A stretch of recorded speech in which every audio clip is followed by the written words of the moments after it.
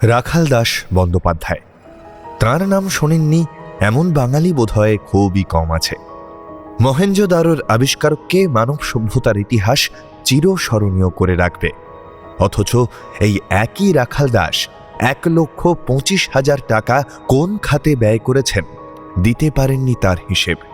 একাধিক আর্থিক তছরূপ, বেনিয়ম, ঊর্ধ্বতন কর্তৃপক্ষের নির্দেশ না মানা প্রভৃতি কারণে তাকে এক প্রকার জোর করেই পদত্যাগ করতে হয়।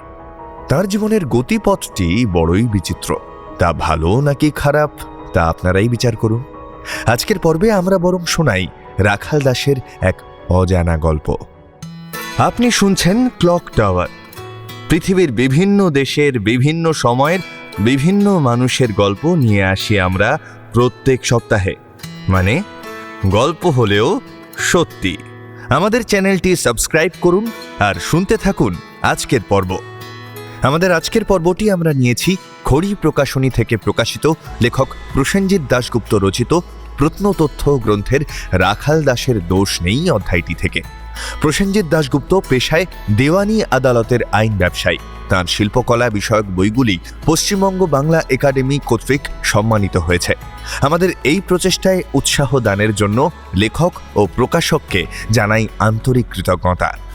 আমাদের প্রত্যেকটি পর্ব তৈরির পিছনে থাকে আমাদের একাধিক সদস্যদের কঠোর পরিশ্রম। তাই আপনাদের ছোট্ট সমর্থন আমাদের পৌঁছে দিতে পারে আরও অনেক মানুষের কাছে। তাই লাইক করে সঙ্গে থাকুন আর অবশ্যই সাবস্ক্রাইব করে ফেলুন আমাদের চ্যানেলটি এক্ষুনি। শুরু হচ্ছে আজকের পর্ব রাখাল দাসের দোষ নেই। দয়ারাম সাহানির সঙ্গে সমস্বরে রাখাল দাস বন্দ্যোপাধ্যায়ের নাম উচ্চারিত হওয়ার অনেকগুলি কারণ আছে। প্রথমোক্ত ব্যক্তির মতো স্কলারশিপ না পেলেও ইউনিভার্সিটির ছাত্রাবস্থা থেকেই রাখাল দাসের যোগাযোগ আর্কিওলজিক্যাল সার্ভের সঙ্গে। কলকাতার ইন্ডিয়ান মিউজিয়ামের প্রত্নতত্ত্ব গ্যালারির ভারপ্রাপ্ত থিওডর ব্লক ও হরপ্রসাদ শাস্ত্রীর প্রিয়পাত্র রাখাল দাস বন্দ্যোপাধ্যায়কে লখনৌ পাঠানো হয়েছিল সেখানকার সংগ্রহশালার সংগ্রহগুলির একটা ক্যাটালগ তৈরি করার জন্য। রাখাল দাস ক্যাটালগ বানিয়েছিলেন, কিন্তু কোনো কারণে সেটি অসমাপ্ত থেকে যায়। তাছাড়া সেখানকার কাজ চলাকালীন এমন কিছু ঘটেছিল যা কর্তৃপক্ষ ভালো চোখে দেখেননি। সেই খবর যথাসময়ে পৌঁছয় জন মার্শালের কাছে। তিনিও যথেষ্টই বিরক্ত হন। তবে আসলে যে ঠিক কী ঘটেছিল সে খবর বাইরে যায়নি। 1909-এর অক্টোবর মাসে থিওডর ব্লক হঠাৎ মারা গেলেন। তখন রাখাল দাস হয়তো ভেবেছিলেন তার আর্কিওলজিক্যাল সার্ভের হয়ে কাজ করার পথ চিরকালের মতো বন্ধ হয়ে গেল। তাই কয়েকদিনের মধ্যেই মার্শালকে চিঠি লিখে লখনৌয়ের ঘটনার জন্য ক্ষমা প্রার্থনা করলেন তিনি। আর পরের বছর সাহানি অ্যাসিস্ট্যান্ট সুপারিনটেন্ডেন্ট হলে ফাঁকা হয়ে যাওয়া এক্সক্যাভেশন অ্যাসিস্ট্যান্ট পদটিতে নিয়োগ করা হলো রাখাল দাস বন্দ্যোপাধ্যায় বা R.D. ব্যানার্জিকে। তার পোস্টিং হলো কলকাতার ইন্ডিয়ান মিউজিয়ামে। তীক্ষ্ণধী, মেধাবী এবং নিজের কাজে অসম্ভব দক্ষ রাখাল দাস মিউজিয়ামের জন্য প্রত্নতত্ত্ব সংগ্রহে অতি উৎসাহিত হয়ে পড়ে ঝামেলায় জড়াতে খুব বেশি সময় নিলেন না। একবার আসামে গিয়ে কামরূপের ডেপুটি কমিশনারকে চিঠি লিখে এনশিয়েন্ট মনুমেন্ট অ্যাক্ট মোতাবেক বেশ কিছু প্রত্নতত্ত্ব ভারতীয় জাদুঘরের জন্য চেয়ে বসলেন R.D. ব্যানার্জি। ডেপুটি কমিশনার সে কথা জানালেন আসাম ভ্যালি ডিস্ট্রিক্টসের কমিশনার কর্নেল গর্ডনকে। গর্ডন চোটে লাল হয়ে নালিশ করলেন ডাইরেক্টর জেনারেলের কাছে। তখন মার্শাল ছুটিতে, দায়িত্বে আছেন জন ফোগেল। রাখাল দাস আবার তাঁর পছন্দের লোক, তাই গর্ডনকে বুঝিয়ে শান্ত করতে হলো। অবশ্য কদিন পরেই আবার একই ঝামেলা থামাতে হলো ফোগেলকে। এবার মালদা থেকে কিছু মূর্তি কলকাতায় সরাতে চেয়ে রাখাল দাস খেপিয়ে দিলেন পূর্ব ভারতের আধিকারিক D.B. স্পুনারকে। স্পুনার জানতেন এক মিউজিয়াম থেকে অন্য মিউজিয়ামে সংগ্রহ স্থানান্তরিত করা যায় একমাত্র ডাইরেক্টর জেনারেলের অনুমোদন সাপেক্ষে। এক্ষেত্রে ফোগেলের অজ্ঞাতেই রাখাল দাস স্পুনারকে বোঝাতে চেয়েছিলেন মালদার প্রত্নদ্রব্য কলকাতায় আনতে ফোগেল সায় দিয়েছেন। এবারও ফোগেলকেই কিন্তু সামলাতে হলো। আর এত কিছু সত্ত্বেও তাঁরই সুপারিশে 1 বছরের মধ্যে রাখাল দাসের পদোন্নতি ঘটল। জন মার্শাল প্রত্নতত্ত্বের বাজেট থেকে প্রত্যেক মিউজিয়ামের জন্য 3,000 টাকা বরাদ্দ করেছিলেন প্রত্ন সামগ্রী কেনার খরচ হিসেবে। কিন্তু তাঁর কড়া আদেশ ছিল তাঁকে না দেখিয়ে কিছুই কেনা যাবে না। কেনার আগে মার্শালের কাছে সেগুলি পাঠানো হতো আর্কিওলজিক্যাল সার্ভে বা মিউজিয়ামের খরচে। মার্শাল সায় দিলে তবেই কেনা যাবে। আসলে জাল জিনিস কেনা আটকাতেই এই ব্যবস্থা। একবার লাহোর মিউজিয়ামের কিউরেটর পার্সি ব্রাউন 5টি শিলমোহর বা মুদ্রা পাঠিয়েছিলেন মার্শালের অনুমোদনের জন্য। তার মধ্যে 2টি যে জাল, মার্শাল তা ধরে ফেলেন। 1912 সালে রাখালদাস বন্দ্যোপাধ্যায় তিব্বত থেকে এক বৌদ্ধ লামার নিয়ে আসা সহস্র বুদ্ধের একটি ছবি কিনতে চেয়ে মার্শালের অনুমোদন চাইলেন। মার্শাল বললেন ছবিটি সিমলায় তার কাছে পাঠাতে। আরও বলে দিলেন তিনি ছবিটি দেখে মত জানানোর আগে 1টি টাকাও না দিতে। অথচ দেখা গেল মার্শালকে জানানোর আগেই ব্যানার্জি সেই লামাকে 350 টাকা অগ্রিম দিয়েছেন। এই কাজের সমর্থনে পরে রাখালদাস বলেন যে বাজেটের টাকা সময়ের মধ্যে ব্যবহার না হলে ফেরত চলে যেত, তাই তিনি অগ্রিম দিয়েছিলেন। মার্শাল ছবিটি কেনার পক্ষে মত দেন, কিন্তু দামটি যে অনেক বেশি দেওয়া হয়েছে সে কথাও জানিয়ে দেন পরিষ্কার করে। 1912 এপ্রিলে বাজেটের সময় রাখালদাস প্রস্তাব রেখেছিলেন যাতে 100 টাকার কম মূল্যের প্রত্নদ্রব্য ডাইরেক্টর জেনারেলের অনুমোদন ছাড়াই কেনা যায়। মার্শাল যথারীতি এই প্রস্তাবে সায় দেননি। পরের বছর গভর্নমেন্ট এপিগ্রাফিস্ট পদটি খালি হলে রাখালদাস সেই পদে চাকরির আবেদন করলে তাও মার্শাল খারিজ করেন। এপিগ্রাফিয়া ইন্ডিকা সম্পাদনা করার মতো বিদ্যা বা প্রশিক্ষণ আর.ডি. ব্যানার্জির না থাকার অজুহাতে।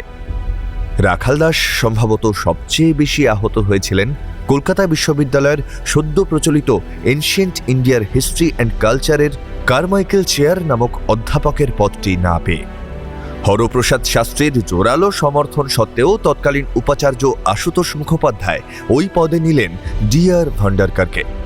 আর সেই থেকে রাখালদাসের সঙ্গে ভান্ডারকারের এক অদৃশ্য শত্রুতার সূত্রপাত ঘটল। ভান্ডারকার যখন কারমাইকেল চেয়ারের দখল নিতে কলকাতায় পৌঁছলেন, প্রায় একই সময় আর্কিওলজিক্যাল সার্ভের ওয়েস্টার্ন সার্কেলের দায়িত্ব নিয়ে পুনা শহরে পৌঁছলেন রাখালদাস। আর সেখানে কাজ করার সময়ে জীবনের সব থেকে বড় আবিষ্কারটি তিনি করতে পেরেছিলেন। ঘটনা প্রবাহ খতিয়ে দেখলে মনে হয় পূর্বোক্ত চাকরি দুটি না পাওয়া রাখালদাসের জীবনে আশীর্বাদ হয়ে দাঁড়িয়েছিল। ওগুলির একটিও পেয়ে গেলে হয়তো তাঁর আর মহেঞ্জোদারো যাওয়া হয়ে উঠত না। এর আগে ভান্ডারকার মহেঞ্জোদারোয় গিয়েছিলেন। সেখানকার ধ্বংসস্তূপ দেখে তার মনে হয়েছিল সেটি বড়জোর 200 বছরের প্রাচীন। কিন্তু রাখালদাস অকুস্থলে পৌঁছেই বুঝতে পারেন এখানে যা আছে তা বৌদ্ধ যুগের তো বটেই, হয়তো তারও পুরনো। একথা সবিস্তারে প্রচার করে ভান্ডারকারকে এক হাত নিতে রাখালদাস দেরি করেননি। ওয়েস্টার্ন সার্কেলে দক্ষতার সঙ্গে প্রচুর কাজ করেন আর.ডি. ব্যানার্জি। কিন্তু নানা কারণে বম্বে গভর্নমেন্ট জন মার্শাল এবং ঊর্ধ্বতন অফিসারদের সঙ্গে তার সম্পর্ক অনবরত খারাপ হতে থাকে। এর কারণ হিসেবে বলা যেতে পারে বিভিন্ন প্রত্নক্ষেত্রে প্রচুর সফর করে অনেক টাকা খরচ করতেন রাখালদাস। অনেক ক্ষেত্রে বিভিন্ন দেশীয় রাজ্যে ট্যুরে গিয়ে তার অনাবশ্যক এবং অন্যায্য সুবিধা নেওয়ার খবরও মার্শালের কানে পৌঁছেছিল। ওয়েস্টার্ন সার্কেলকে দুভাগে ভাগ করার পর তিনি রাজপুতানা ও মধ্য ভারত বিষয়ক ফাইল ও অন্যান্য নথিপত্র হস্তান্তর করতেও অনেক সময় নেন বলেও শোনা যায়। তার উপর ছিল অর্থনৈতিক নিয়মও। 1921 জুলাই মাসে প্রিন্স অফ ওয়েলস মিউজিয়ামের জন্য বরাদ্দ হওয়া 1,25,000 টাকা মাত্র কয়েক মাসের মধ্যে অগ্রিম নিয়ে বা বিভিন্ন ব্যক্তিকে দিয়ে শেষ করে ফেলেছিলেন রাখালদাস।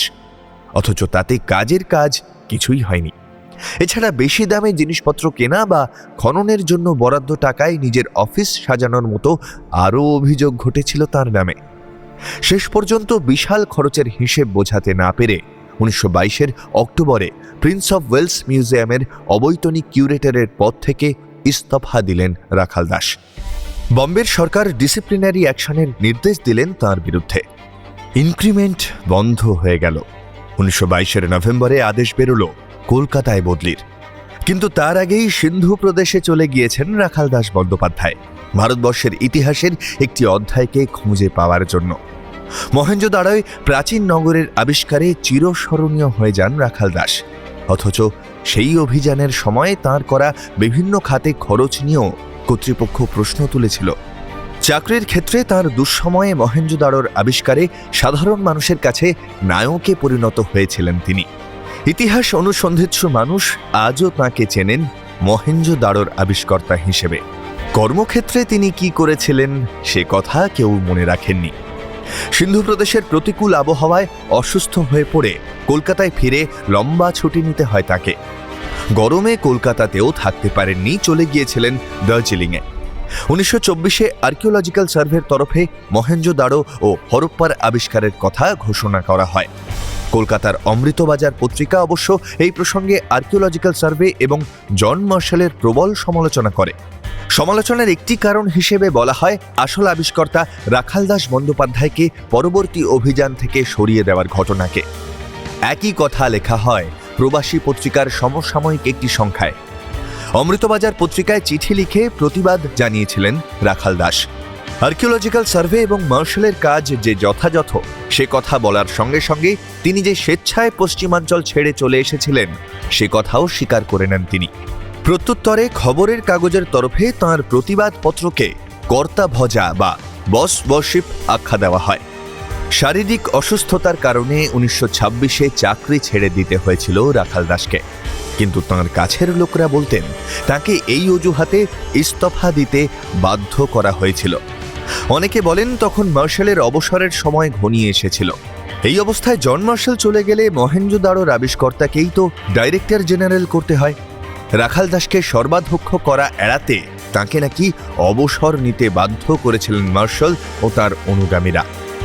অবসরের বছর দুয়েক পরে 1928-এ বেনারস হিন্দু বিশ্ববিদ্যালয়ের অধ্যাপকের চাকরিতে যোগ দিয়েছিলেন রাখালদাস, কিন্তু নানাবিধ রোগে শরীর একেবারে ভেঙে গিয়েছিল তাঁর।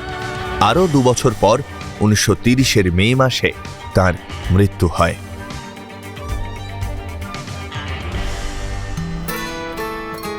কেমন লাগলো আজকের পর্ব?